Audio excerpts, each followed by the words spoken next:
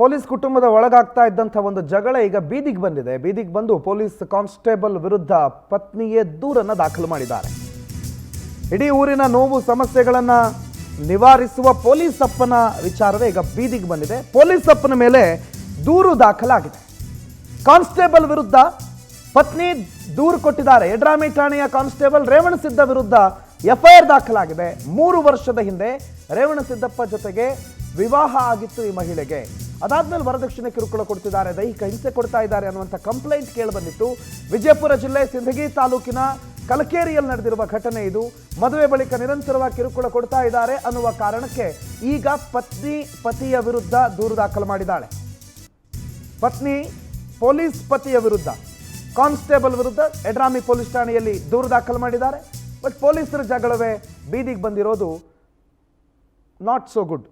ನೋಡಿ, ಇದೇ ಅಪ್ಪ, ಪೊಲೀಸ್ ಅಪ್ಪ 3 ವರ್ಷ ಆಯ್ತಂತೆ ಮದುವೆ ಆಗಿ, 3 ವರ್ಷ ಆಗಿ ನಿರಂತರವಾಗಿ ನನಗೆ ವರದಕ್ಷಿಣೆ ಕೊಡಬೇಕು ಅನ್ನೋ ಕಾಟ ಕೊಡ್ತಿದ್ದಂತೆ. ಮಾನಸಿಕವಾಗಿ ಮತ್ತು ದೈಹಿಕವಾಗಿ ಆ ಮಹಿಳೆ ಮೇಲೆ ಹಲ್ಲೆ ಮಾಡ್ತಾ ಇದ್ದ ಅನ್ನುವ ಆರೋಪ ಈಗ ಕೇಳಿಬಂದಿದೆ. ಸತ್ಯಾಸತ್ಯತೆಗಳು ಇನ್ನಷ್ಟೇ ಹೊರಗಡೆ ಬರಬೇಕು. ಬಟ್ ಪೊಲೀಸ್ ಕಾನ್ಸ್ಟೇಬಲ್ ಒಬ್ಬರ ಸ್ಟೋರಿ ಪೊಲೀಸ್ ಠಾಣೆ ಮೆಟ್ಟಿಲೇರಿರೋದು, ಅದು ಕಳೆದ 4-5 ದಿನಗಳಲ್ಲಿ ಮತ್ತೊಂದು ಸ್ಟೋರಿ, ಮತ್ತೊಬ್ಬ ಪೊಲೀಸ್ ಅಪ್ಪನ ಸ್ಟೋರಿ. ವಿಪರ್ಯಾಸ ಇದು ಅಂತ ಅನಿಸುತ್ತಷ್ಟೇ. ಕುಟುಂಬದ ಜಗಳ ಕುಟುಂಬದ ಒಳಗೆ ಅವರು ನಿವಾರಿಸ್ಕೋಬೇಕಿತ್ತು. ಪೊಲೀಸ್ ಅಂತಂದಮೇಲೆ ವರದಕ್ಷಿಣೆಯನ್ನು ಕೇಳೋದು, ವರದಕ್ಷಿಣೆ ಅನ್ನೋ ಪಿಡುಗನ್ನು ಆತ ಕಂಟಿನ್ಯೂ ಮಾಡಿರೋದೇ ಅತಿ ದೊಡ್ಡ ತಪ್ಪು. ಒಂದು ವೇಳೆ ವರದಕ್ಷಿಣೆ ಕೇಳಿದ್ದು ವರದಕ್ಷಿಣೆಗೆ ಪೀಡಿಸ್ತಾ ಇದ್ದಿದ್ದೇ ಹೌದು ಅಂತಂದರೆ ಕಾನೂನಾತ್ಮಕವಾಗಿ ಏನೇನು ಆಗಬೇಕು ಅದು ಹಾಗೆ ಆಗಬೇಕು.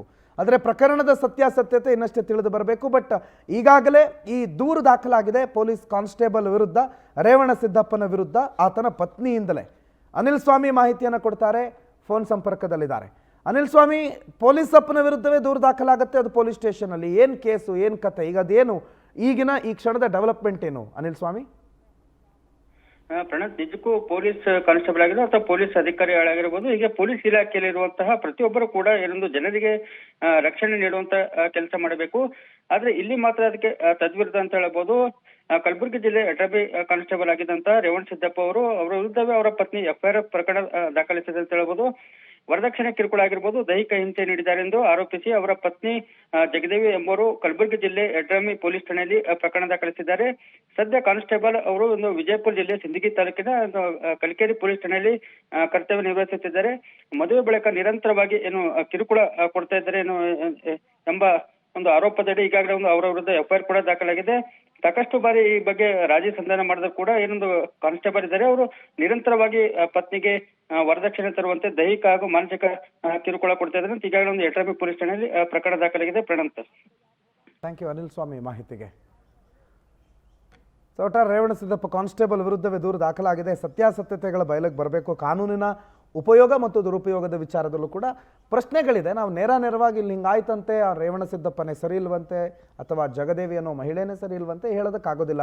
ವಾಟ್ ಎವರ್ ಅದೇನೇ ಇದ್ರೂ ಪೊಲೀಸರ ತನಿಖೆ ಆಗಬೇಕು. ಏನಿದರ ಸತ್ಯಾಂಶ ಅನ್ನೋದು ಇನ್ನು ಹೊರಗಡೆ ಬರಬೇಕಿದೆ. ಬಟ್ ಮೇಲ್ನೋಟಕ್ಕೆ ಈಗ ಪತ್ನಿ ಕೊಟ್ಟಿರುವ ದೂರಿನ ಅನ್ವಯ ರೇವಣಸಿದ್ದಪ್ಪ ಆಕೆಗೆ ವರದಕ್ಷಿಣೆಯ ಕಿರುಕುಳ ಕೊಡ್ತಾ ಇದ್ದ, ಮಾನಸಿಕವಾಗಿ ಮತ್ತು ದೈಹಿಕವಾಗಿ ಆಕೆಗೆ ಹೊಡೆದಾಡ್ತಾ ಇದ್ದ, ಬಡಿತಾ ಇದ್ದ ಅನ್ನೋದು ಈ ದೂರಿನಲ್ಲಿ ಉಲ್ಲೇಖ ಆಗಿದೆ.